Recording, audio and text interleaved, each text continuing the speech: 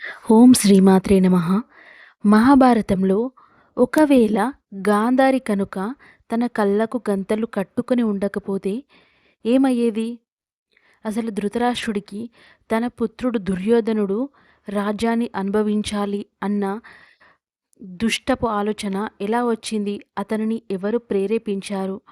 చెప్పుడు మాటల వల్ల జీవితం అనేది ఎలా నాశనమవుతుంది అనేది మీరు ఎప్పుడైనా ఆలోచించారా? చూడండి, మనం డైరెక్ట్‌గా వీడియోలోకి వెళ్ళిపోదాం. గాంధారి తన భర్త కోసం గంతలు కట్టుకుంది సరే. కానీ తన పిల్లల కోసం ఎందుకు ఆలోచించలేకపోయింది? తనకి ముందే తెలుసు. తనకి 100 మంది పుత్రులు పుడతారని తెలుసు. అయినా కూడా తను గంతలు కట్టుకోవడం ద్వారా ఆ పిల్లల సంరక్షణను ఎవరు చూస్తారు? తను ఇలా ఎందుకు ఆలోచించలేకపోయింది? మీకు తెలిస్తే మీరు కామెంట్ సెక్షన్‌లో కామెంట్ చేయండి. ఒకవేళ గాంధారి గనుక తన 100 మంది పిల్లల గురించి ఆలోచించి ఉండింటే వాళ్ళు కౌరవులు ఏ విధంగా పెరిగి పెద్దయ్యేవారు? ఎలాంటి సంస్కారాలు, విద్యలు నేర్చుకునేవారు? ఆమె గంతలు కట్టుకోవడం ద్వారా అతని అన్న అయిన శకుని వారి బాధ్యతను తీసుకున్నాడు. తీసుకోవడం ద్వారా అక్కడ జరిగిందేమిటి? తీరా ఆఖరికి వాళ్ళు రాజ్యాన్ని కోల్పోవడంతో పాటు మహాభారత యుద్ధంలో అందరూ చనిపోయారు.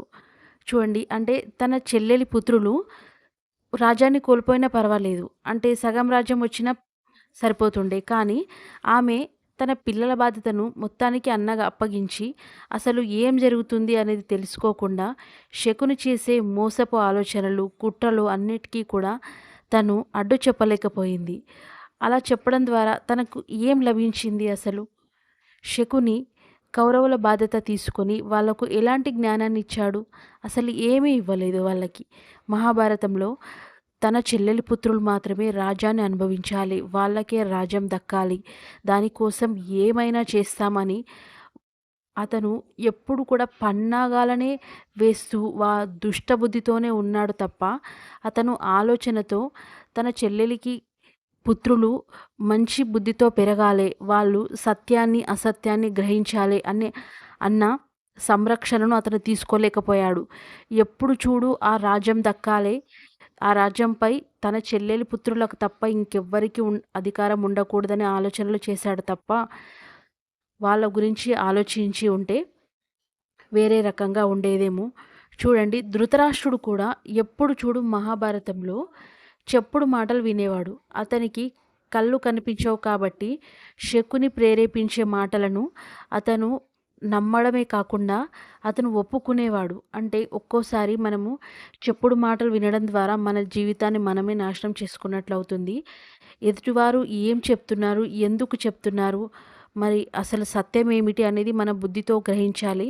శకుని ఎప్పుడు చూడు తన చెల్లి పుత్రులకి రాజ్యం దక్కాలి అని చెప్పేసి ఇంకా పాండవులు తర్వాత పాండురాజు మరణం తర్వాత పాండవులు పిల్లల్ని ధృతరాష్ట్రుడు రాజ్యంలోకి ఆహ్వానిస్తాడు. కానీ వాళ్ళపై ఎప్పుడు కూడా ప్రేమను కలిగి ఉండడు.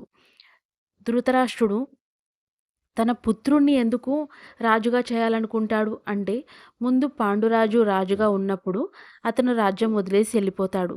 కేవలం ఆహ్, కార్య కార్యాలు చేయడానికి ఒక రాజుగా ధృతరాష్ట్రుడిని నియమిస్తారు. కానీ ధృతరాష్ట్రుడు చాలా వరకు కొన్ని రోజులు రాజుగా ఉంటాడు. తర్వాత అంటే పాండవులకు ఆ రాజ్యం ఇచ్చేయాలి కదా! కానీ మన శకుని ధృతరాష్ట్రుడికి నీ పుత్రుడు రాజ్యాన్ని అనుభవించాలి, పాండవులు ఎందుకు అనుభవిస్తారు? పాండురాజు పుత్రులు అనుభవించడానికి వీల్లేదు. ఎందుకంటే నీకు 100 మంది పుత్రులున్నారు. కాబట్టి వాళ్ళే రాజ్యం అనుభవించాలి. లేదంటే పాండవులకు నీ 100 మంది పుత్రులు సైనికులుగా మారుతారు. చూస్తున్నారా బావగారు, నా చెల్లెలు మీకు 100 మంది సైనికులు ఇవ్వాలనుకుంటున్నారా? లేకపోతే రాజుకు ఉండవలసిన లక్షణాలు అన్నీ కలిగిన పుత్రుడిని ఇచ్చిందా? మీరు ఒకసారి ఆలోచించుకోండి బావగారు. మీరు మీ తమ్ముడు గురించి, మీ తమ్ముడు పిల్లల గురించి ఆలోచించడం మానేయండి. ఒకవేళ మీరు వాళ్ళ గురించి ఆలోచిస్తే మీ పుత్రులు సైనికులుగా మారతారు. ఇప్పుడు మీరు నలుగురు అంటే మీ ఇద్దరు మీ 100 మంది పుత్రుల గురించి మాత్రమే మీరు ఆలోచించుకోవాలి అని అంటాడు. కానీ గాంధారి నేను శంతన మహారాజు కుటుంబం గురించి కూడా ఆలోచిస్తాను. కేవలం మా గురించే కాదు. అంటే భీష్ముడు ధర్మాన్ని పాటిస్తాడు. అతను అందరికీ అన్ని విధాలా న్యాయం చేస్తాడని గాంధారి చాలా బాగా నమ్ముతుంది. కానీ శకుని, "నీకేమి తెలియదు చెల్లి, బయట ఏం జరుగుతుందో. నీ పుత్రులు రాజ్యమేలాలి. వాళ్ళతో రాజ్యం అనేది ముందుకు సాగాలి. పాండురాజు పిల్లలనే వాళ్ళు ముందుకు రాకూడదని" చెప్పేసి చెప్పుడు మాటలు చెప్పి, వాళ్ళు అసలు ఆలోచించగలిగే శక్తిని మాత్రం వాళ్ళకి ఉన్నా కూడా దాన్ని ఉపయోగం లేకుండా చేస్తాడు. శకుని చెప్పిన చెప్పుడు మాటల వల్ల గాంధారికి మిగిలింది ఏమీ లేదు. ఆమె భర్త కోసం గంతలు కట్టుకుంది. పిల్లల గురించి పట్టించుకోవడం ఆమెకి అవ్వలేదు. కానీ శకుని పట్టించుకున్నాడు. కానీ అతను సత్య మార్గంలో నడిపించుకోలేకపోయాడు. కానీ గాంధారి అప్పుడైనా సరే వాళ్ళ పుత్రులపైన ఒక కన్నేసి శకునిని వాళ్ళ రాజ్యాన్ని పంపించేసి ఉండింటే ఆమె సంతోషంగా ఉండేదేమో, తన పుత్రులు కూడా సంతోషంగా ఉండేవాళ్ళేమో. కానీ మహాభారత యుద్ధంలో చాలా వరకు పాండవుల తరపున కృష్ణుడు ఏ విధంగా ఉండి నడిపించాడో, కౌరవుల తరపున శకుని కూడా అదే విధంగా ఉండి నడిపించాడని అనిపిస్తుంది.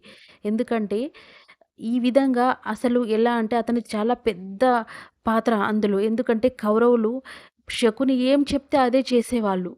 ఎందుకంటే తల్లిదండ్రులు వాళ్ళ బాధ్యతని తీసుకోవడానికి ముందుకు వచ్చేవాళ్ళు కాదు. వాళ్ళకి కళ్ళు కనిపించవు కాబట్టి. కానీ శకుని వాళ్ళ వెంట ఉండి నడిపించి వాళ్ళకి చివరికి మరణాన్నే మిగిల్చాడు తప్ప అసలు ఇంకేమీ మిగలలేదు. చూడండి, అందుకే చెప్పుడు మాటలు అస్సలు వినకూడదు. మనం ఎప్పుడు మన పిల్లల సంరక్షణని మనమే తీసుకోవాలి. ఎప్పుడు కూడా వేరే వాళ్ళకి వదిలేయకూడదు. దీన్ని కూడా మనము మహాభారతంలో చాలా బాగా నేర్చుకోవచ్చండి. చూడండి, శకుని గురించి, తర్వాత ధృతరాష్ట్రుడు గురించి బాగా ఆలోచించండి. చెప్పుడు మాటలు నమ్మకండి.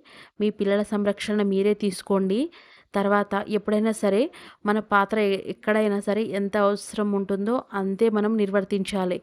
ఎక్కువ రోజులు ఉండకూడదు. మన పనిని, మన విషయాల గురించి, మన గోల్ గురించి మనం ఆలోచించుకోవాలి. శకునిలాగా చెల్లె గురించి ఆలోచిస్తూ ఆయన చెల్లెకి ఆయన చేసింది ఏమి లేదు. ఆఖరికి దురదృష్టాన్ని మిగిలిచ్చాడు. ఆ విధంగా కూడా చేయకూడదు ఎప్పుడు జీవితంలో.